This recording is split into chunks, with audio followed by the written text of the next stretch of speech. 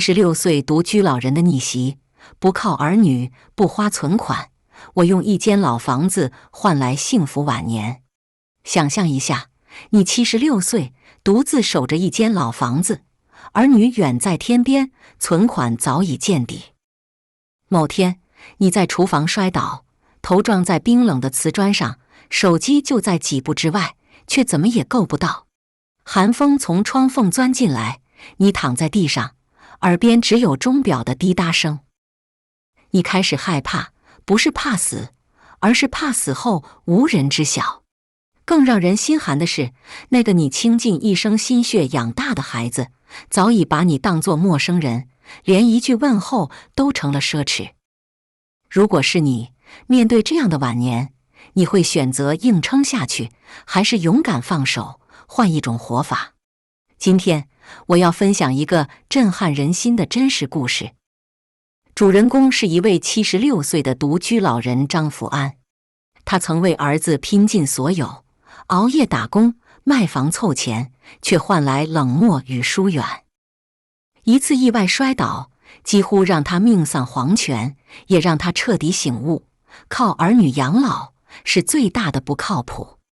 他没有选择养老院，也没有认命，而是用一个大胆的决定，彻底改变了晚年生活，不仅活得体面温暖，还将房子留给了一个毫无血缘关系的人。他的选择或许让你费解，但听完这个故事，你可能会重新思考，晚年到底该靠谁？是儿女还是自己？欢迎来到田妈房，这个故事可能会颠覆你对晚年生活的全部认知。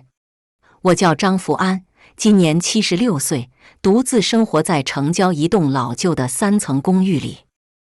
年轻时，我在建筑工地做苦力，没读过什么书，但凭着一双手，把儿子张明拉扯大。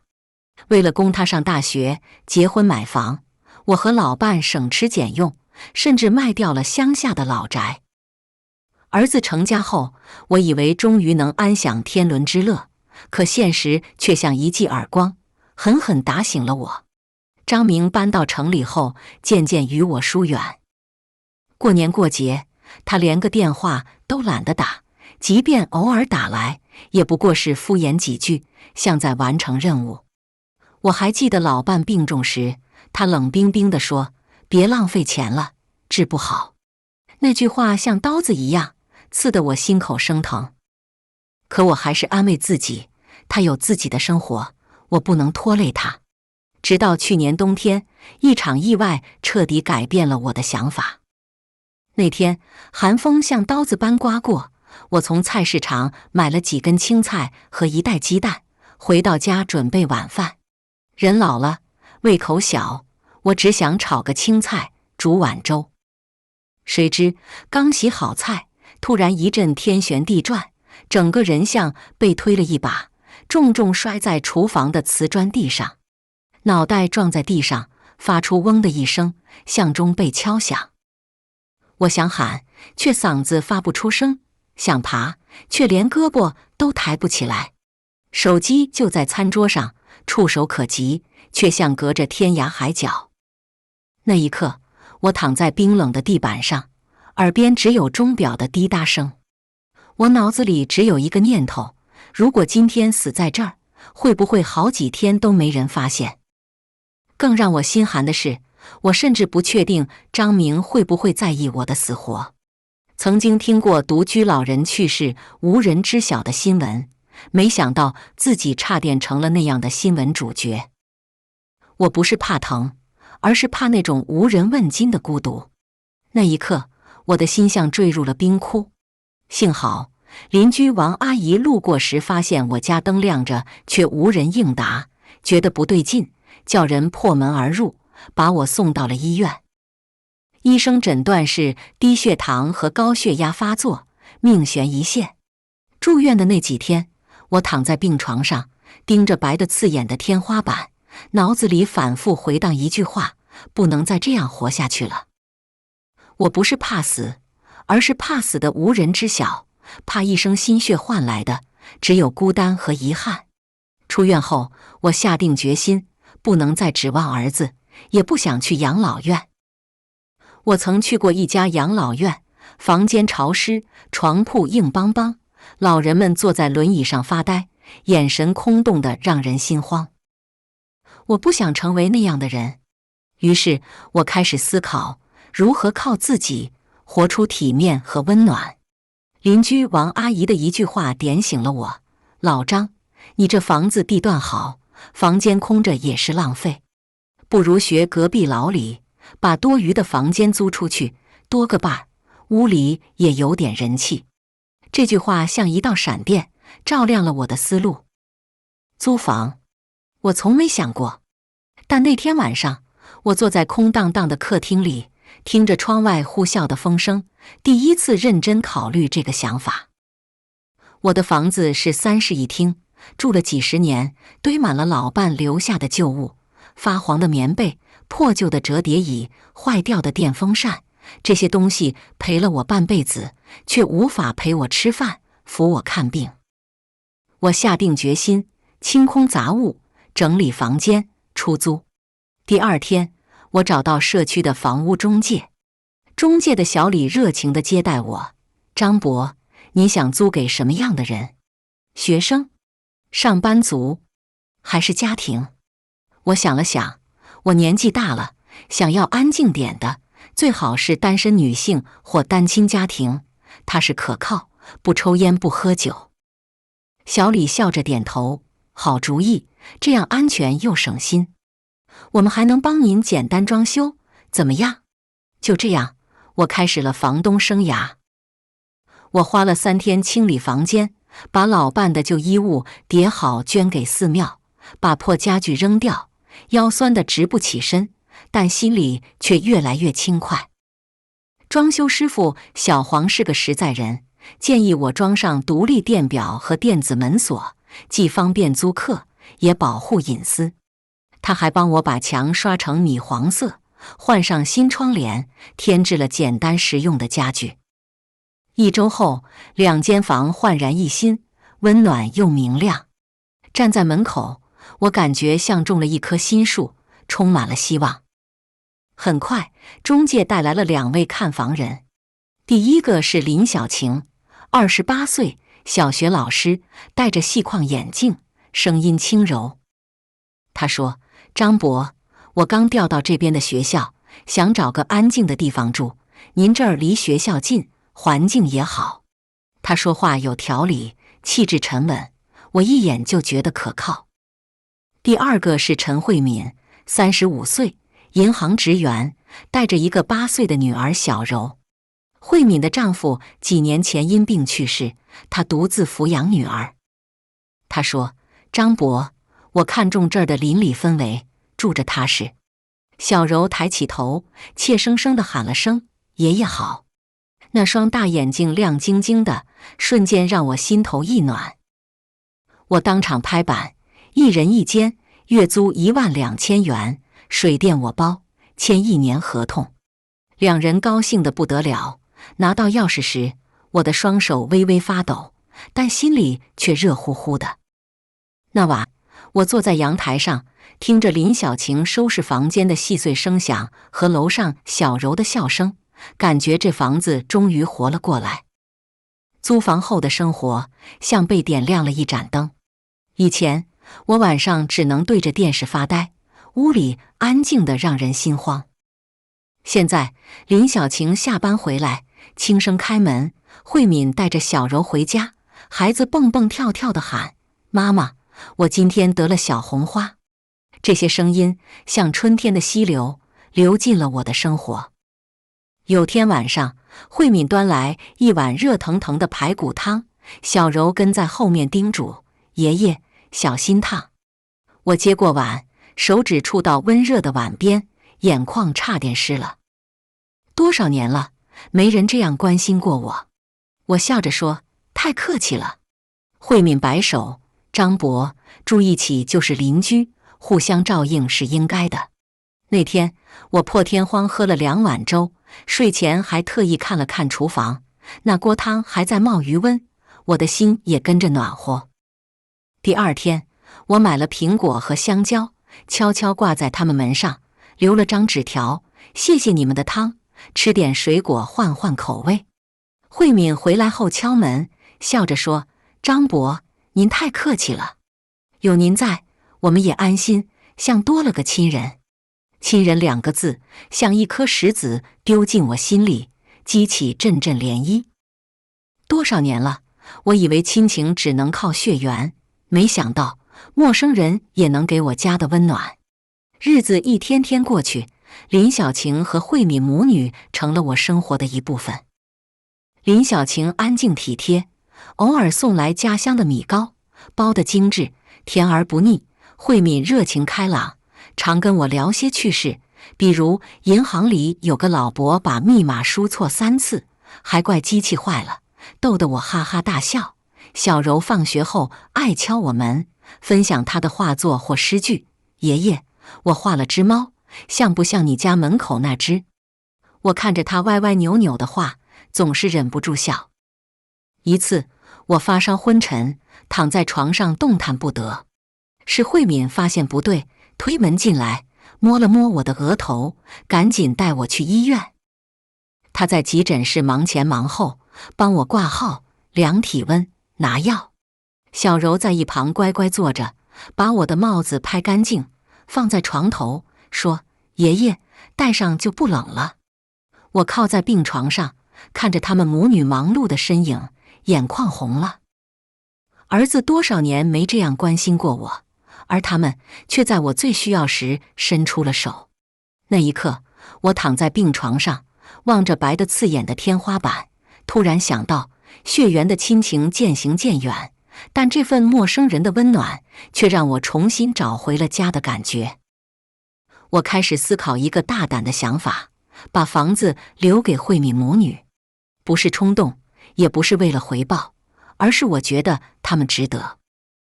这栋老房子是我一生的心血，儿子早已有了自己的家，从没问过他的死活。如果我走了，他可能都不会知道。而慧敏和小柔给了我比亲人更珍贵的陪伴。为了稳妥，我咨询了社区的法律服务站，律师小周告诉我，只要立下公证遗嘱，财产分配完全由我决定，哪怕儿子反对，法律也会保护我的意愿。我花了几天整理思绪，最终约了慧敏，坐在客厅里，喝着热茶，慢慢说出我的决定。慧敏，我老了，儿子不贴心，你们对我好，我都记在心里。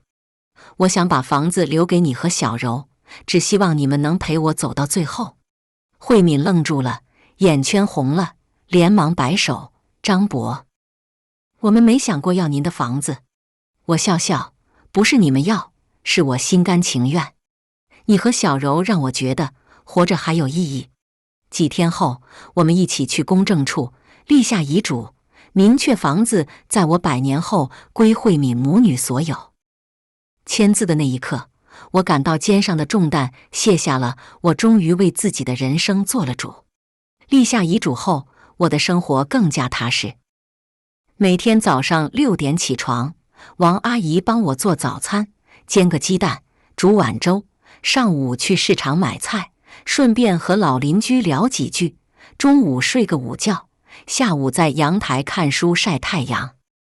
小柔放学后会跑来敲门，递给我一幅画或1块糖：“爷爷，这个给你。”我把她的画贴满卧室墙壁，每看一眼，心就软得像化开的糖。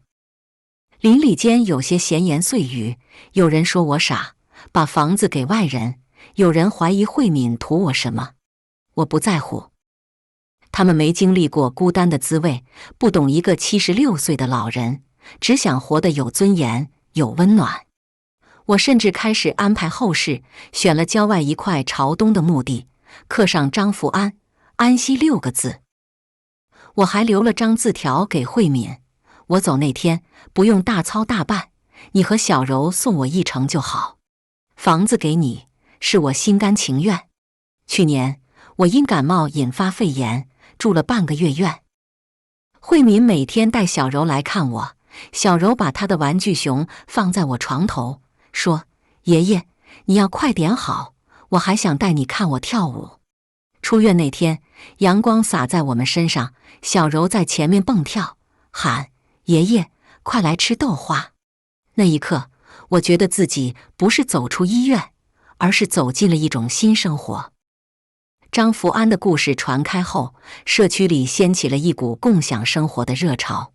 隔壁的老李受到启发，也把空房租给了2个年轻人，不仅多了收入，还多了陪伴。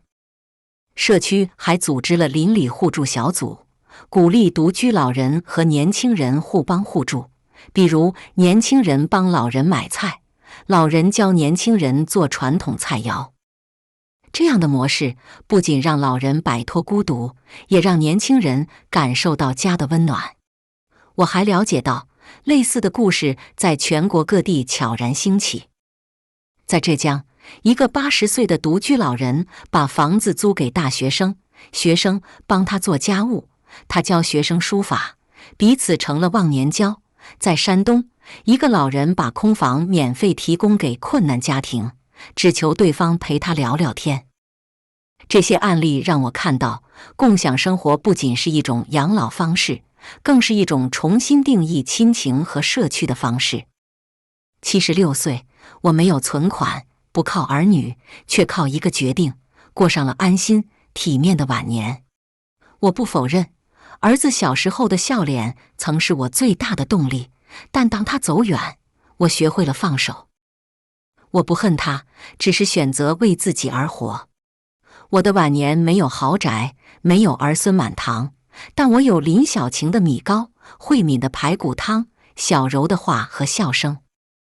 这些陌生人给了我比血缘更温暖的陪伴。我用老房子换来了人气，换来了尊严，换来了不孤单的最后岁月。如果你也老了，独居一隅，不要害怕改变。只要你还有一间房，一口气，你就有选择。别等儿女回头，也别指望命运垂怜。找到值得信任的人，把日子过得有声有色。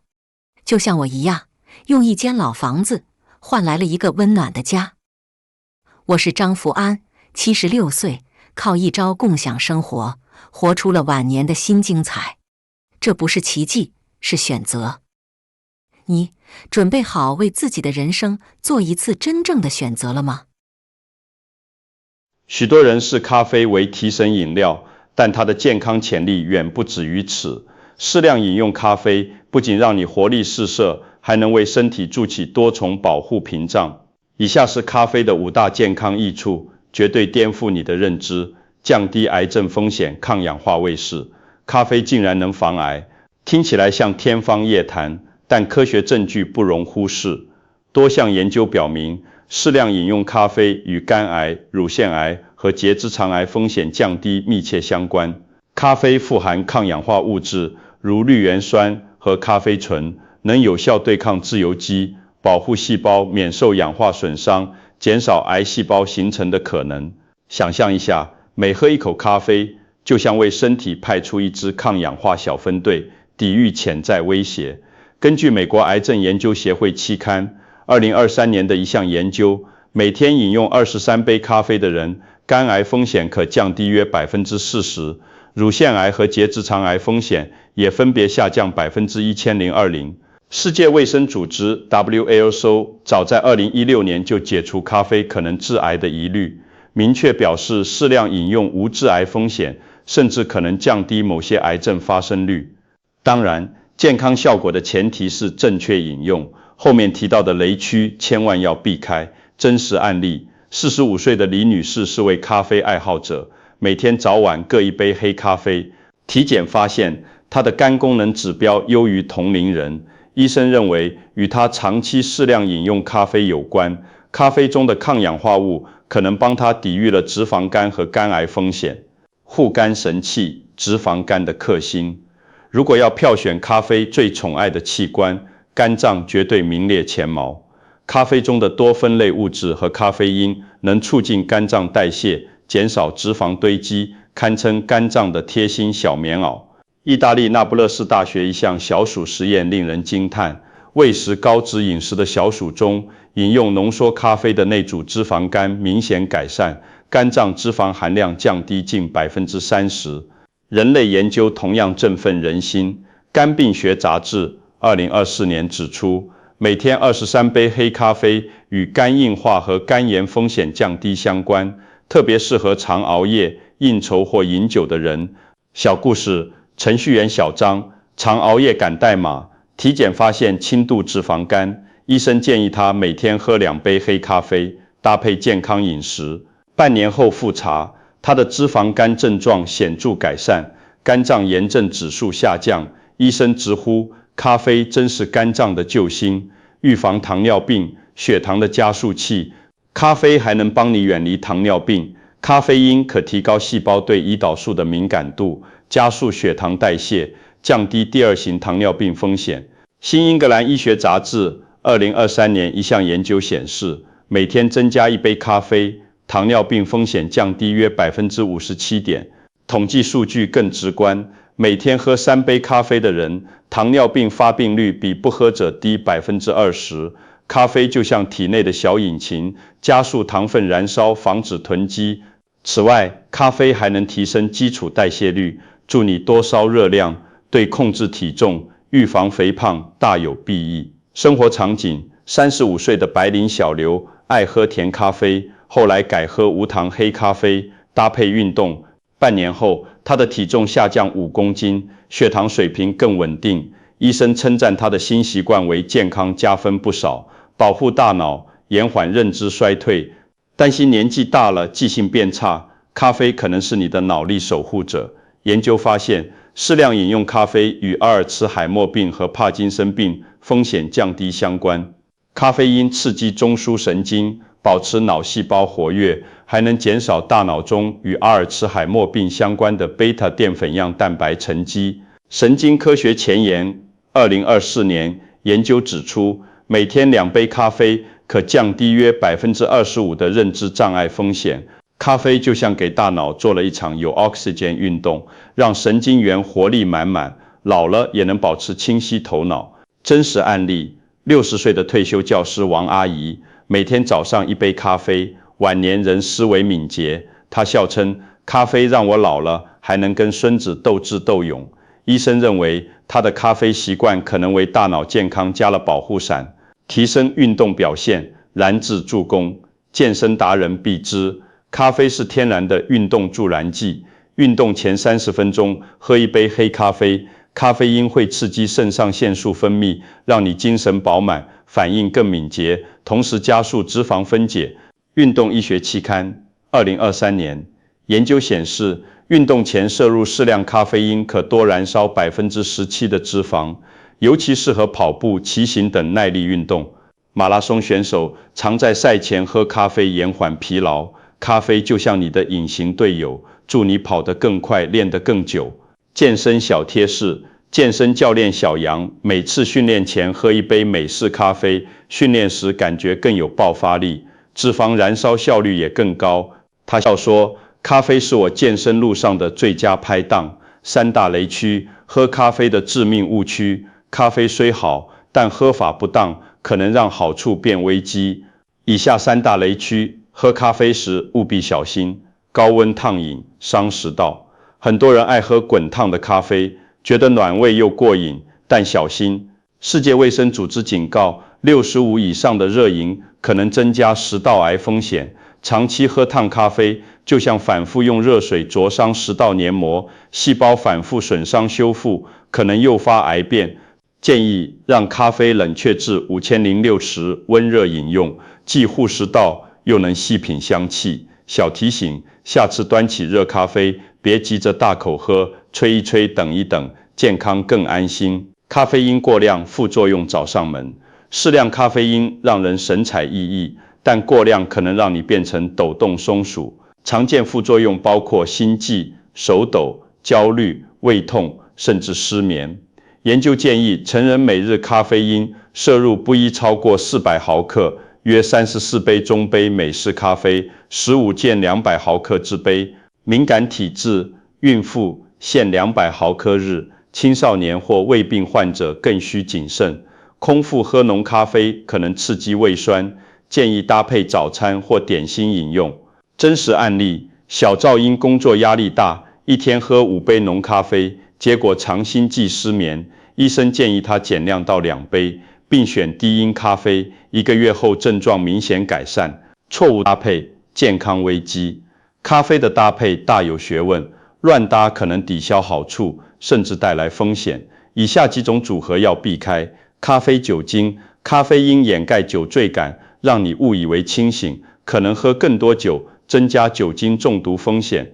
两者还都利尿，加重脱水，对心血管和肝脏造成双重负担。2023年，美国一案例显示，一名年轻人因混合咖啡因能量饮料和酒精过量身亡，令人警醒。咖啡香烟，咖啡因与尼古丁双重刺激心血管，增加心悸、中风风险。研究发现，咖啡可能加速香烟中致癌物的吸收，增加膀胱癌、口腔癌风险。咖啡高咖啡因，食物如巧克力、能量饮料或浓茶，叠加咖啡因可能导致心跳过快、焦虑。巧克力中的可可碱和糖分还可能让血糖飙升。咖啡药物、保健品，咖啡因可能干扰铁剂、钙片吸收，或影响抗抑郁药、甲状腺药效。服药时最好与咖啡间隔12小时。健康提示：营养师张雅婷警告，咖啡加香烟或酒精是健康的双重杀手。想喝咖啡就专心喝，别让坏搭配毁了它的好处。咖啡的黄金搭档，纯可可粉说了这么多禁忌，有没有一种搭配能让咖啡健康加倍？答案是纯可可粉。营养专家张雅婷推荐，在黑咖啡中加入1小勺，约5克，100%纯可可粉，无糖，打造黑加黑组合，不仅风味绝佳，还能护肝抗发炎。为什么咖啡可可粉这么厉害？1. 双倍抗氧化，护肝抗发炎。可可富含多酚类抗氧化物，如黄烷醇，与咖啡的绿原酸强联合，提供全面抗炎保护。营养学研究2024年显示，可可多酚可降低肝脏炎症指数，与咖啡的护肝效果相辅相成。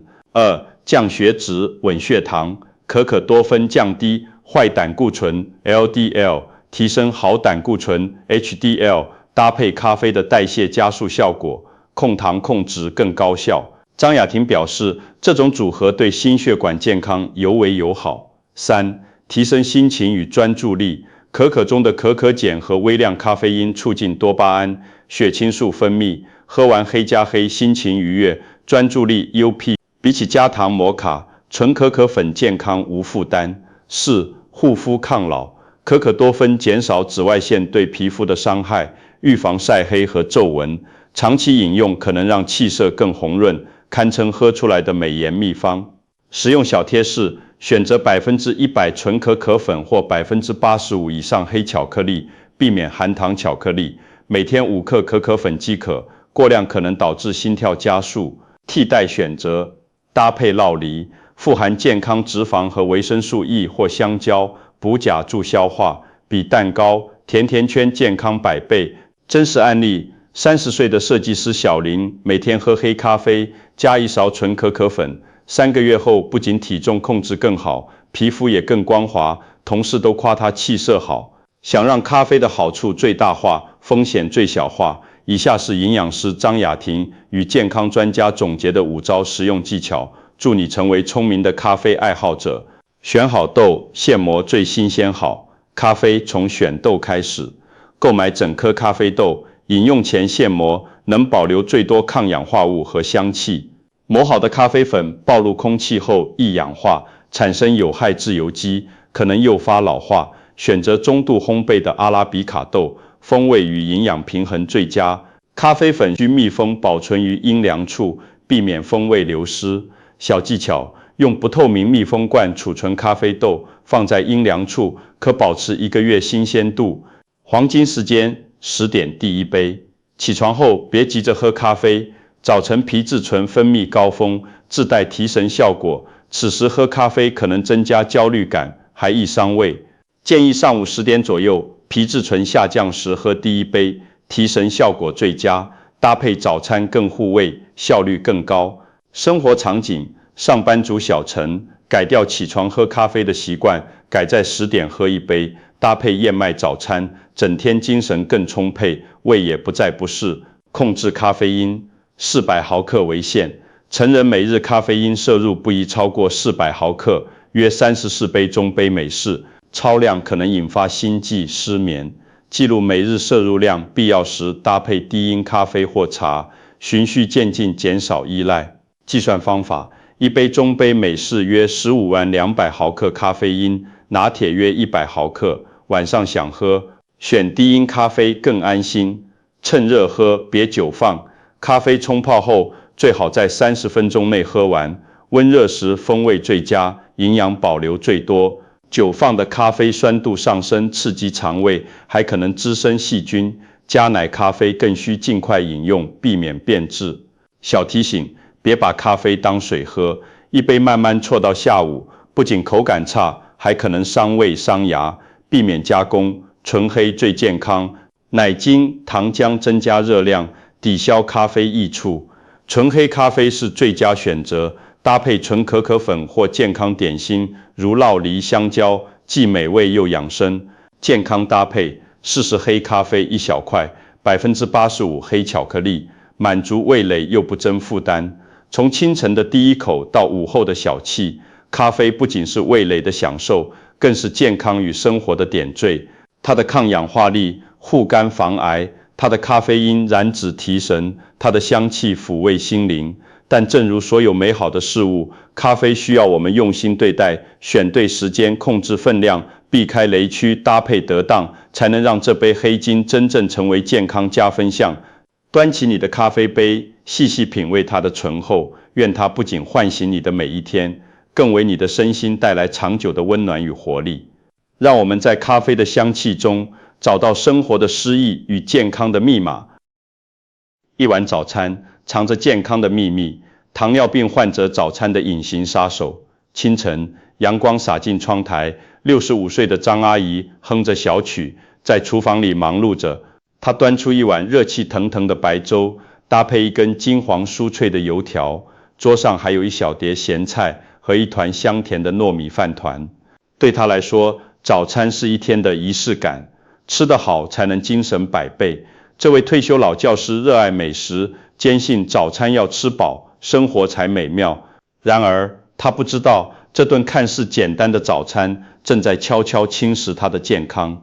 10年前，张阿姨被确诊为2型糖尿病，医生反复叮嘱控制饮食、适量运动、按时服药，可她总觉得自己身体硬朗，血糖靠药物就能稳住。早餐的习惯从没改过，油条的酥脆，白粥的清香，糯米团的软糯，都是他割舍不下的心头好。直到去年，他开始感到视力模糊，脚底发麻，一个小伤口久久不愈。检查结果如晴天霹雳，糖尿病引发了视网膜病变、神经病变和肾功能损伤。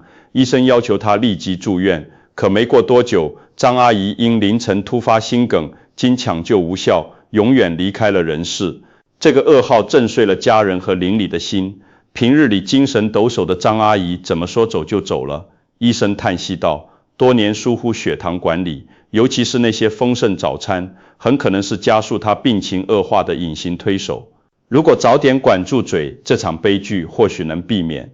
糖尿病简单来说，就是血液中的葡萄糖、血糖长期过高，身体无法将其维持在正常范围。它分为多种类型，其中2型糖尿病占中老年患者的90%以上。近年来，年轻人患病比例也在攀升。2型糖尿病的发生与超重、肥胖、久坐少动、不健康饮食及遗传因素密切相关，尤其是腹部肥胖会导致胰岛素抵抗，让血糖控制雪上加霜。正常情况下，食物中的碳水化合物消化成葡萄糖，进入血液成为血糖。胰岛素像一把钥匙，打开细胞大门，让葡萄糖为身体供能。但在2型糖尿病患者体内，这把钥匙要么不好使，胰岛素抵抗，要么数量不足，胰岛素分泌减少。结果，葡萄糖堆积在血液中，血糖居高不下，久而久之像慢性毒药般侵蚀血管、神经和器官。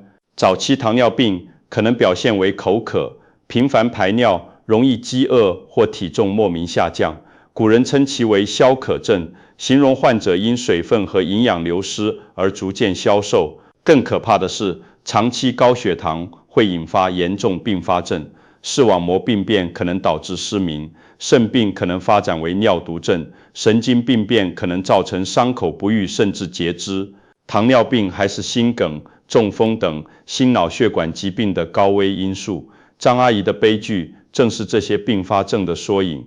俗话说，病从口入，对糖尿病患者来说，饮食控制是管理血糖的基石，而一天中第一餐早餐尤其关键。经过一夜空腹，身体血糖较低，早晨摄入的食物会迅速被吸收。